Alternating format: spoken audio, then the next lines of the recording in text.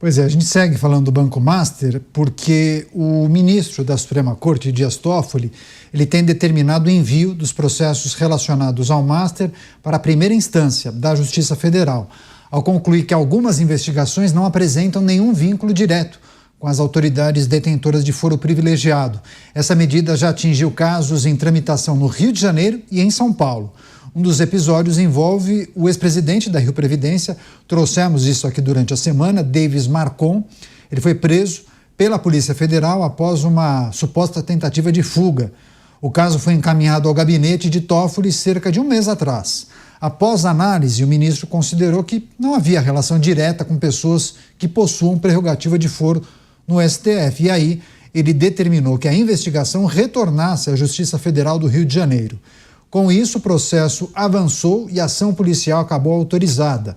Enquanto alguns processos retornam às instâncias inferiores, uma possível apuração envolvendo o governador do Distrito Federal, Ibanez Rocha, tende a seguir outro caminho. Então, apurações que acontecem e tramitam em cortes distintas. Suprema Corte, STJ, no caso de governadores, e também primeira instância, quando falamos desses administradores que não têm nenhuma conexão com figuras ligadas àquelas que têm foro privilegiado.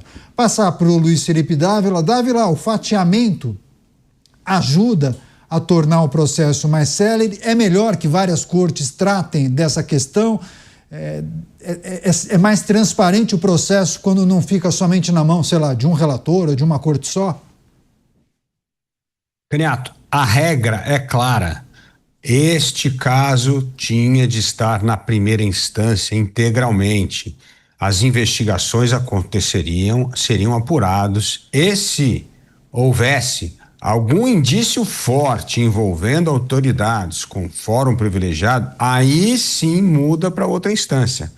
Mas este trabalho básico tem que ser feito na primeira instância. Não tem que fatiar entre Supremo, ou tem que ir tudo para a primeira instância. Depois que a investigação, depois que o projeto caminha na primeira instância, passa pela fase de investigação e averiguação, e aí sim você tem acusações formais, casos formais, aí sim que divide o processo. Agora, esse processo foi feito de maneira de trás para frente. Não, primeiro vai para o Supremo, agora começa a devolver para a primeira instância. No fundo, isto já cheira mal na largada, porque mostra que muita gente importante está envolvida. Então não há dúvida que essa história de concentrar processos no Supremo não é para proteger, é para proteger gente que pode vir a ser investigada. Então isso é um absurdo. Num país onde vigora a lei, e a lei de maneira independente, este caso tinha que estar na primeira instância, passar por todos os rituais de primeira instância, antes de alguma parcela deste caso ser levado ao Supremo Tribunal Federal, porque envolve pessoas com fórum privilegiado. Nós fizemos a coisa de trás para frente, o que mostra, mais uma vez, que a Constituição brasileira está sendo interpretada de acordo com o viés pessoal de cada um e não com aquilo que está escrito na lei. É importante essa análise do Dávila, mas também, Mota, tem muita gente que comparou, eu sei que os casos são distintos, mas houve comparações, por exemplo, com o 8 de janeiro. E havia receio de que todo o processo ficasse na Suprema Corte. Assim, o fato de terem decidido pelo fatiamento já seria um avanço, né, diante dos últimos exemplos que tivemos. Enfim, não dá para conseguir tudo, pelo menos não atualmente, né? Eu não sou jurista, Caniato. Eu sou engenheiro. Quando você tem um projeto de engenharia, não dá para fatiar.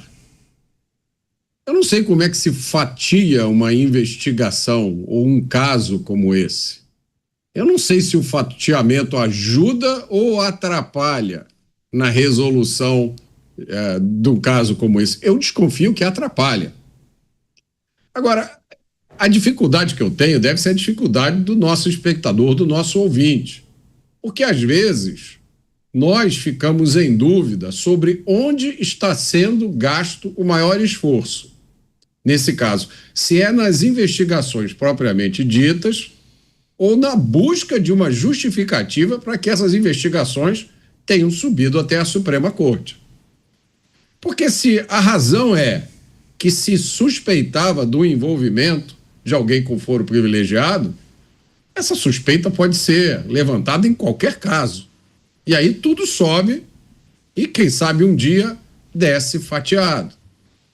Quando a gente olha para como funcionam as repúblicas democráticas ao redor do mundo, é fácil constatar que as cortes constitucionais têm uma função bastante específica.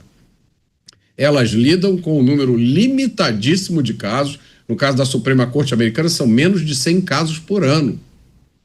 Todos são casos constitucionais, que têm implicações gerais, ou seja, a Corte vai examinar uma questão que joga a luz sobre algum aspecto da Constituição e que tem impacto no país inteiro. A Suprema Corte Americana jamais julgou um indivíduo e jamais conduziu uma investigação, porque essa não é a função de uma Suprema Corte. Pois é. Agora, Bruno, falamos então das investigações, do fatiamento e dessa apuração e avaliação que acontecerá no âmbito da Justiça. Agora, quando a gente trata das análises feitas, por exemplo, pelo Banco Central, queria que você trouxesse um pouco desse detalhe. O que é preciso considerar em relação aos questionamentos que vêm sendo feitos, em relação a algum tipo de falha, de equívoco ou de ineficiência por parte do Banco Central, o que poderia ter sido evitado e o que pode mudar a partir de agora? O que parece que mudará a partir de agora já são as regras do Fundo Garantidor de Crédito. Afinal de contas, quem está pagando essa conta são os bancos maiores, porque cada banco deposita o mesmo percentual do que eles têm de depósitos elegíveis no Fundo Garantidor de Crédito. Então, quanto maior o banco, obviamente, maior os depósitos, maior a contribuição em valor nominal que ele faz. E em caso de um prejuízo como o atual, ou seja, uma grande parte do dinheiro da FGC é dada por esses bancos maiores. E dos privados, a dizer aí, Itaú, Bradesco, BTG, Santander, quando você olha sob o ponto de vista do Banco Central, me parece que a coisa deveria ter sido mais aprofundada, porque eu não sei como funcionam os mecanismos internos do Banco Central. Eu tenho o mesmo ceticismo que o Mota tem. Eu tenho ceticismo com instituições públicas. Eu realmente não acredito na eficiência de nenhuma delas. Por mais que algumas sejam eficientes, elas poderiam ser muito mais eficientes e nós nos acostumamos, digamos, com uma eficiência básica. Apesar da tal independência do Banco Central, que na minha opinião tinha que ser total, ela ainda depende do orçamento do governo. Então, essa independência ela é meio entre aspas, né? Até porque o presidente é indicado, o presidente do Banco Central é indicado pelo executivo, os diretores a mesma coisa. Então, é aquela meio disfarçada. Então, me parece que se há de fato essas indicações, e não necessariamente todos são corpos técnicos, se faz necessário uma diligência muito maior. A gente, nas mesas de operações, a gente discutia como é que esse banco paga tão mais. Claro que havia interesses de todas as partes, como se tornou claro agora, para distribuição, porque o Master pagava mais, que tinha mais taxa, mas a questão é como? Quando a gente analisa um ponto da taxa que ele paga, a questão é, se ele te paga uma taxa de juros tão alta, fora de mercado, como é que ele consegue se remunerar? Agora estamos vendo. Mas isso não chamou a atenção do Banco Central, se chamou a atenção nas mesas de operações com discussões em almoços tão básicas como nós tínhamos ali. Eu não sei, de novo, como funcionam todos os processos técnicos internos. Eu sei que é um corpo técnico de pessoas altamente qualificadas dentro do Banco Central, mas eu não sei se essas pessoas têm, de fato, a caneta na mão para tomada de decisões ou se aqueles que resolvem fazer vista grossa são pessoas indicadas politicamente e não fazem parte do corpo técnico. Como, por exemplo, nós estamos vendo todo o imbróglio agora com o IBGE. Pessoas técnicas que foram exoneradas, outros que pediram demissão, falando abertamente que não suportavam o autoritarismo e não queriam fazer manipulação de dados. Veja só a importância que nós estamos falando. Dados econômicos que são usados em correção de contratos, em correção de aluguéis, em tomadas de decisões de investimento. Olha o nível de insegurança que a gente chega. E um banco pequeno como o Master não poderia passar debaixo da lupa de um órgão técnico como o Banco Central para tomar tamanhas proporções, onde estamos vendo prejuízos bilionários, inclusive com aposentados.